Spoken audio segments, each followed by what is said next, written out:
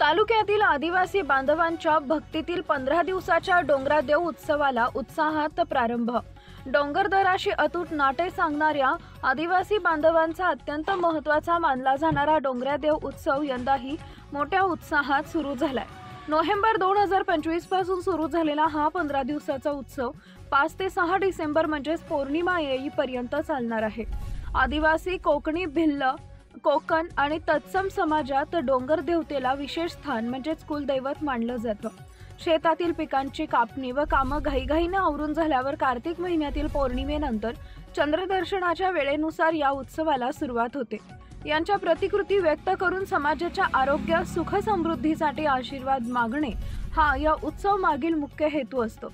पंधरवड्याचा उपवास या काळात अनेक आदिवासी बांधव उपवास ठेवतात।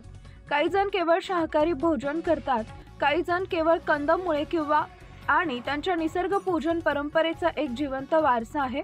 डिसेंबर 5 पर्यंत चालणाऱ्या या उत्सवात भाविकांचं मोठ्या प्रमाणात गावातील लहान मोठे सगळे सोयरे, नातेवाईक, सामाजिक व कार्यकर्त्यांची गर्दी पाहायला मिळते। प्रतिनिधी विभागीय यशवंत पालवी, कळवण।